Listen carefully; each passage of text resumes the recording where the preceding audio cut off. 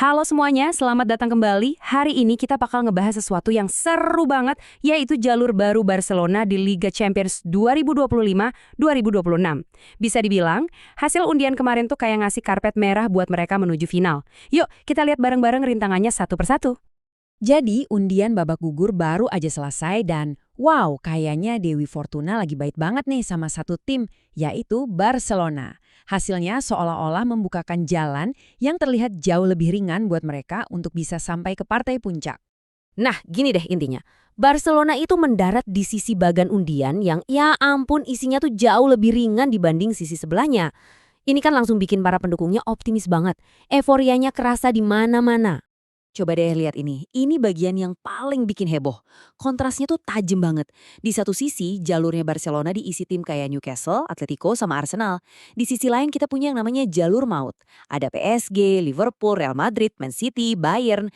Ini rasanya kayak dua kompetisi yang beda level. Nah inilah kenapa semua orang bilang undian kali ini tuh hoki banget buat Barcelona.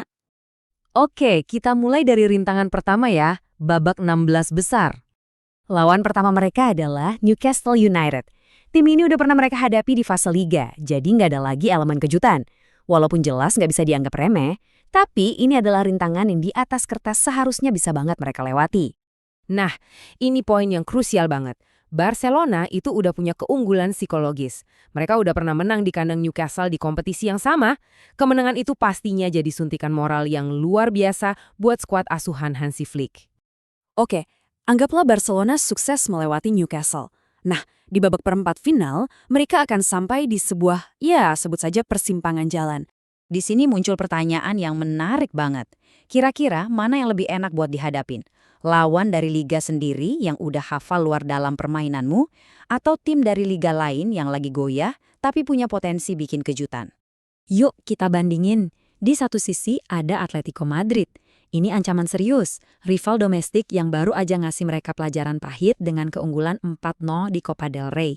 Di sisi lain ada Tottenham Hotspur. Mereka emang oke di fase liga, tapi sekarang performanya lagi anjlok di liga domestik. Kalau pakai logika, Spurs mungkin kelihatan sebagai pilihan yang lebih gampang kan?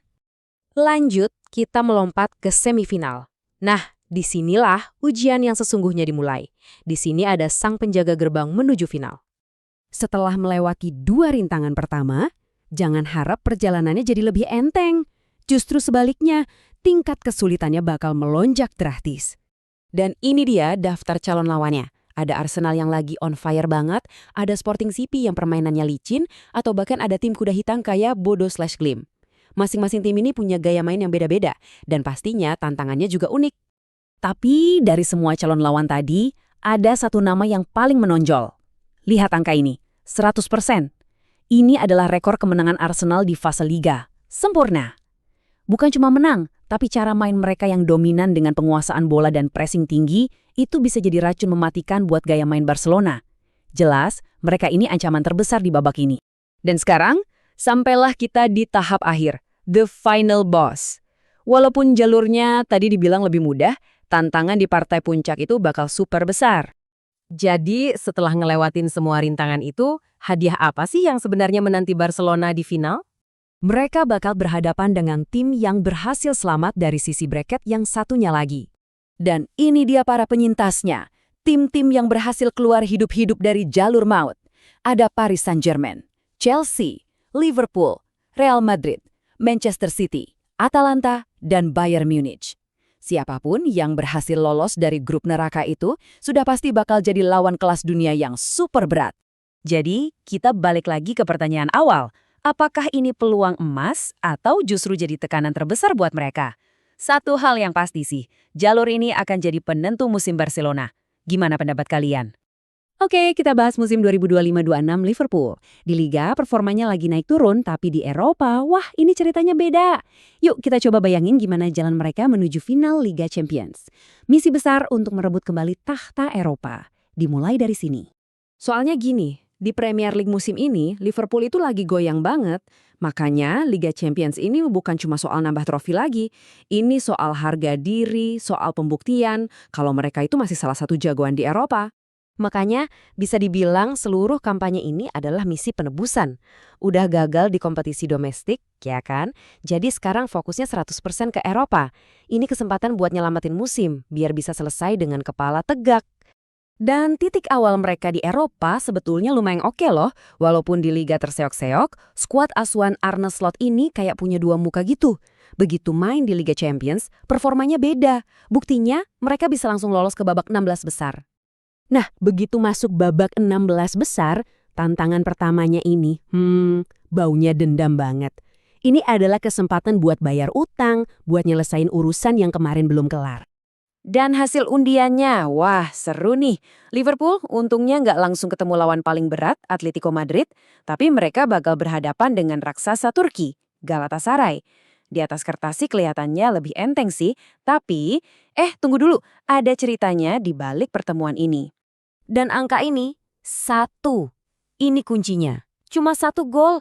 Itu loh yang misain mereka pas ketemu di Istanbul musim ini, di mana Liverpool harus terima kekalahan tipis 1-0. Jadi jangan dikira nih bakal jadi laga yang gampang. Nah, leg kedua di Anfield ini jadi panggung yang pas banget buat bales dendam. Wajib hukumnya buat ngebales kekalahan tandang itu yang golnya dicetak lewat penalti oleh Victor Osimhen. Atmosfer Anfield kalian tahu sendiri kan, bakal jadi pemain ke-12. Oke, anggaplah lolos dari 16 besar. Tantangannya makin gila. Di perempat final, siap-siap ketemu musuh lama. Musuh yang udah kenal banget, yang ceritanya penuh drama dan rivalitas panas. Jadi ada 2 kemungkinan jalan nih di perempat final, dan dua-duanya sama-sama ngeri. Jalan pertama, mereka harus terbang ke Paris buat lawan PSG. Jalan kedua, balik lagi ke rivalitas sengit di Inggris melawan Chelsea. Dua-duanya ini punya utang sama Liverpool.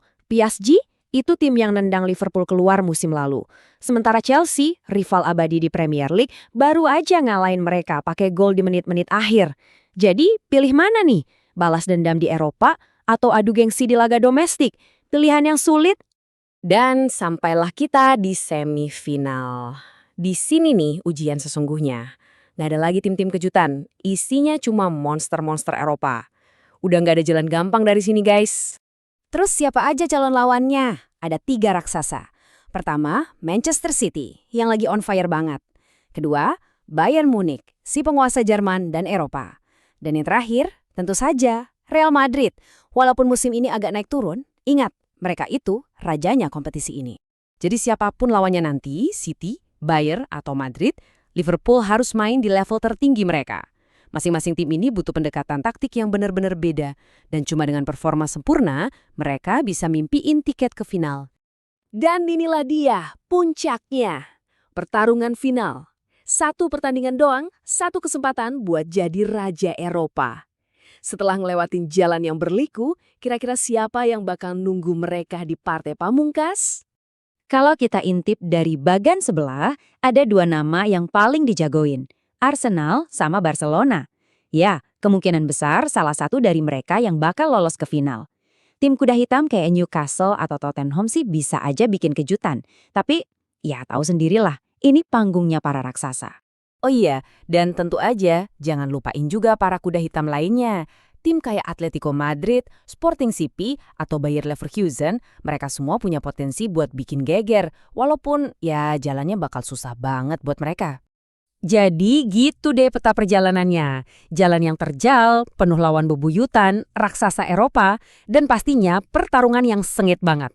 Pertanyaan besarnya sekarang adalah, dengan trofi ke-7 di depan mata, sanggup nggak Liverpool ngelewatin semua ini buat nulis sejarah lagi? Kita lihat aja nanti.